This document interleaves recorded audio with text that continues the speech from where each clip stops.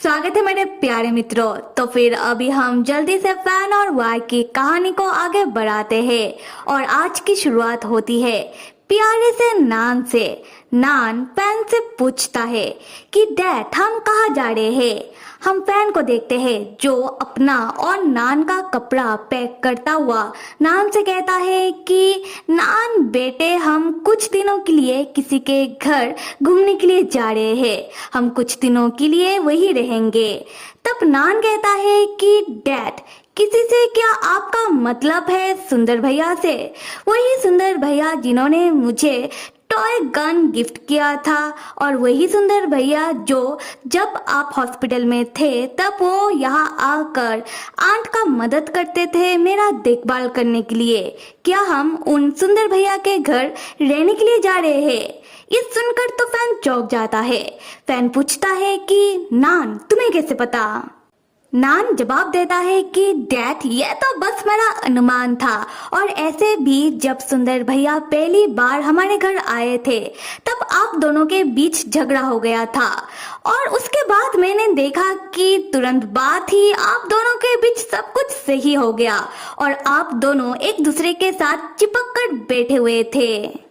ये सुनकर फैन घबराता हुआ कहता है कि नान हम दोनों कहाँ चिपक कर बैठे हुए थे, तुम ऐसी कैसी बातें कर रहे हो? फिर फैन मन ही मन सोचने लगता है कि 5 साल का छोटा सा बच्चा ऐसी किस तरीके की बातें कह रहा है। नान तब अपने साथ एक गुड्डा और गुड़िया लेकर आता है और फैन को दिखाते हुए कहने लगता है कि डैड मैंने ये सारी चीजें टीवी में देखा है कि पहले दो लोगों के बीच झगड़ा होता है, टकरार होता है, उसके बाद ही तो प्यार होता है, फिर वो दोनों हमेशा एक दूसरे के साथ चिपक कर रहते हैं और अंत में वो दोनों एक दूसरे को किस करते हैं। उसके बाद नान उस गुड्डा और गुड़िया को किस करवाते हुए फैन को दिखाने लगता है कि किस तरीके से होता है और ये देखने के बाद तो फैन अपना सर पीटते हुए नान से कहता है कि ये बच्चा, नान क्या तुम टीवी में ये सारी चीजें देखते हो? तब नान कुछ सोचने के बाद फैन से पूछने लगता है कि पर डैड टीवी में तो ये सारी चीजें हीरो और हीरोइन के बीच होता है, पर यहाँ पर तो दोनों ही हीरो है ना डैड? फैन तब नान के पास से उस गुड्डा और गुड़िया का डॉल छीन लेता है और नान के ऊपर चिल्लाते हुए कहने लगता है कि आज के बाद से तुम्हारा टीवी देखना बंद करना पड़ेगा। फिर फैन नान से कहता है कि नान इधर आओ, मुझे तुमसे कुछ जरूरी बात कहना है। तब नान पूछने लगता है कि डैड अब क्या प्रॉब्लम हो गया? फैन चिल्लाते हुए कहता है कि नान इधर आओ। नान फैन के पास आता है। तब फैन बहुत ही प्यार से नान को समझाते हुए कहने लगता है कि नान देखो हम कुछ दिनों के लिए सुंदर भैया के घर रहने के लिए जा रहे हैं और जब हम सुंदर भैया के घर जाएंगे तुम्हें कुछ चीजों का खास करके ध्यान रखना होगा, ठीक है? पहली बात, जब हम सुंदर भैया के घर जाएंगे तब तुम एक ओबीडिएंट, एक आज्ञाकारी बच्चे की तरह रहोगे, बिल्कुल इधर उधर दौड़ोगे भागोगे नहीं। और दूसरी बात, तुम बिल्कुल जोर से बात मत करना, बिल्कुल चिल्लाओगे नहीं और सुंदर भैया को परेशान तो तुम बिल्कुल मत करना। और सबसे जरूरी बात कि सुंदर भैया को सफाई बहुत पसंद है और उन्हें दूसरों का टच पसंद नहीं है, तो तुम ऐसे ही जाकर सुंदर भैया को मत छूना, समझे? नान तब अपने डैड को सैल्यूट मारता हुआ कहता है कि यस सर, समझ गया। फैन तब परेशान होता हुआ मन ही मन सोचने लगता है कि मैंने नान को सब कुछ समझा दिया है, कहीं कुछ रह तो नहीं गया। खैर, वाई ने कहा था कि उसे अब नान से कोई भी दिक्कत नहीं है, पर अगर नान के किसी कारण वाई को नान से दिक्कत हो गया तो खैर मैं नान और वाई उन दोनों को ही एक दूसरे से दूर रखूंगा, यही सही रहेगा। अगले सीन में हमें वाई का बड़ा सा घर दिखाया जाता है जहां हम देखते हैं कि फैन और नान वाई के घर के सामने आ चुके हैं। फैन नान से कहता है कि लो हम आ चुके हैं तुम्हारे सुंदर भैया के घर में। तब फैन मन ही मन सोच रहा होता है कि इस वक्त तो वाई अपने कंपनी के मीटिंग में होगा।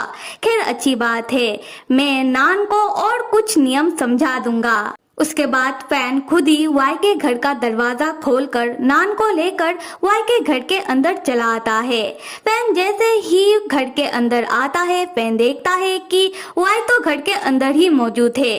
वाई तब कुछ फाइल वगैरह देख रहा होता है। वाई जैसे ही अपने सामने फैन और नान को देखता है, वाई चौंक जाता है और साथ ही साथ बहुत खुश होता है। फैन तब मन ही मन सोचने लगता है कि ये क्या, वाई इस वक्त घर में क्या कर रहा है। तब वाई बहुत खुश होता हुआ कहने लगता है कि फैन भैया और नान, आप दोनों इतनी जल्दी कैसे आ गए।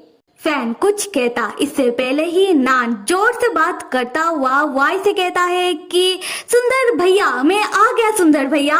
और नान को इतने जोर से बात करता हुआ देखकर फैन मन ही मन सोचने लगता है कि मेरा ये बेटा, मैंने कहा था इससे कि जोर से बात मत करना, पर ये आते ही चिल्लाते हुए बात करने लगा।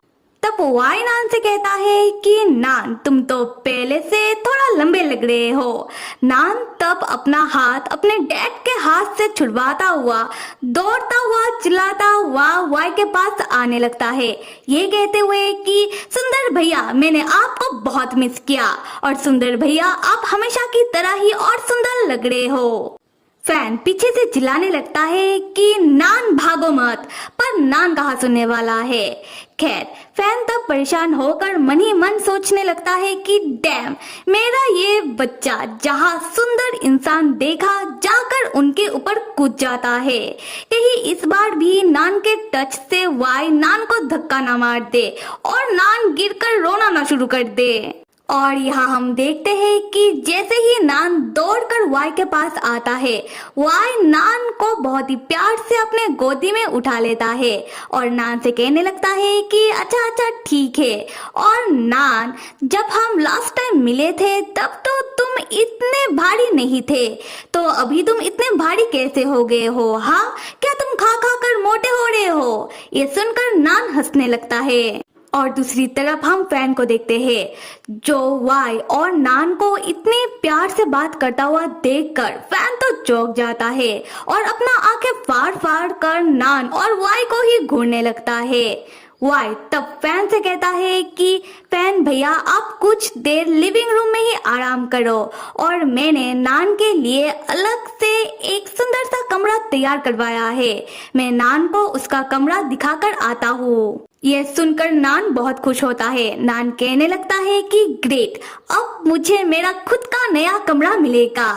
तब वाई नान से पूछता है कि नान, क्या तुम सच में अपना नया कमरा के लिए खुश हो।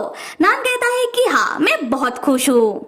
तब वाई मन ही मन सोचने लगता है कि यह बच्चा तो कितना भोला है, छोटी सी बात से ही खुश हो जाता है। उसके बाद वाई नान से पूछता है कि नान, मैं कैसे मान लूं कि तुम खुश हो। ये सुनकर नान कुछ समय के लिए सोच में पड़ जाता है। उसके बाद नान अपने सुंदर भैया के गालों में प्यारा सा पप्पी करता हुआ कहता है कि नान बहुत ही खुश है। दूसरी तरफ फैन जो घबरा जाता है कि कहीं अभी वाई को गुस्सा ना आ जाए। फैन तब नान को ही डांटने लगता है। फैन नान को डांटता हुआ कहता है कि नान, मैंने तुम्हें समझाया था ना कि जब तुम सुंदर भैया के घर में आओगे तब तुम सुंदर भैया को परेशान नहीं करोगे और ना ही तुम उन्हें छुओगे। क्या तुम इतनी सी बात को याद नहीं रख सकते। और फैन का डांट सुनकर छोटा सा नान तो रोना ही शुरू कर देता है। और नान को रोता हुआ देखकर वाई तो फैन को ही डांटने लगता है। वाई फैन से कहता है कि फैन भैया, ये क्या, आपने नान को क्यों डांटा। नान मुझे पसंद करता है, इसलिए नान मेरे घर में जो चाहे वो कर सकता है। उसके बाद वाई फैन को ही गुस्से में आंखें दिखाते हुए नान को लेकर जाने लगता है, नान को समझाते हुए कि नान, तुम तो अच्छा बच्चा हो और अच्छा बच्चा नहीं रोते, और तुम्हारे डैड को जाने दो, वो ऐसे ही है, वो सबको ही डांटते रहते हैं। और दूसरी तरफ हम फैन को देखते हैं जो वाई और नान की इतनी प्यारी सी बॉन्डिंग को देखकर तो सदमे में ही चला गया। फैन तब मन ही मन सोचने लगता है कि ये क्या था भाई, ऐसा क्यों लग रहा था कि मैं नहीं बल्कि वाई नान का डेट है। और वैसे तो वाई को दूसरे लोगों का छूना पसंद नहीं और ना ही वाई को बच्चे पसंद है, पर अभी तो वाई को नान से कोई भी दिक्कत नहीं हो रहा। ये दोनों इतनी करीब कब से हो गए। तो फिर मेरे प्यारे मित्रों, अगर मेरा एक्सप्लेनेशन पसंद आ रहा है तो फिर किस चीज का इंतजार कर रहे हो, कमेंट करके जल्दी से बताओ। और कहानी को आगे देखने के लिए till then stay with me and see you.